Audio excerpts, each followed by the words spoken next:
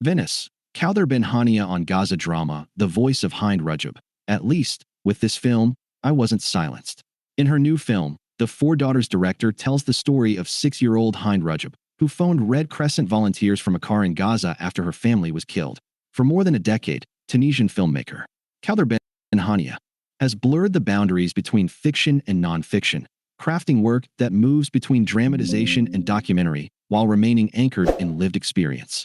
Her feature debut, The Shalat of Tunis, 2014, used documentary techniques to probe a local urban legend. Beauty and the Dogs, 2017, dramatized the aftermath of a sexual assault in Tunis with unsettling precision. In 2020, she became the first Tunisian director nominated for an Academy Award with The Man Who Sold His Skin, a satirical drama about a Syrian refugee whose body becomes a commodity. 3 years later, her hybrid doc, Four Daughters, part testimony, part reenactment, bowed in competition at Cannes, went on to win the prize for Best Documentary, and was nominated for an Oscar. Her latest feature, The Voice of Hind Rajab, which premieres in competition at Venice, before heading to Toronto, pushes that interplay of documentary and dramatization further than ever before. The film is based on the final calls of 6-year-old Hind Rajab, who was trapped in a car in Gaza on January 29, 2024, after Israeli tank fire killed her relatives. The Palestine Red Crescent Society stayed on the line with the child for more than an hour as she pleaded for rescue. An ambulance sent to reach her was itself destroyed, killing the 2 medics on board. Hind's voice, fragments of which spread online and were later verified and analyzed by outlets including The Washington Post, Sky News, and Forensic Architecture, became one of the most haunting and emblematic testaments of the war in Gaza, a desperate plea heard around the world, met only with silence. Denied access to Gaza but determined to respond, Ben Hania contacted the Red Crescent and Hind's family, eventually obtaining the full 70-minute recording. Out of that raw material, she constructed a hybrid narrative, centering on the voices of the Red Crescent workers who tried, against impossible odds, to save the child. Palestinian actors play the medics, but the voice of Hind we hear is her own, from the original recording of that day. For the director, The Voice of Hind Rajab was a work of responsibility. I was afraid that I'd fail her voice, that my movie would not honor Hind's memory, she admits.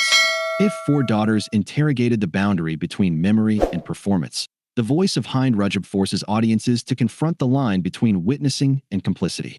That question sits at the heart of The Voice of Hind Rajab, a film built around a child's plea that the world heard but did not answer.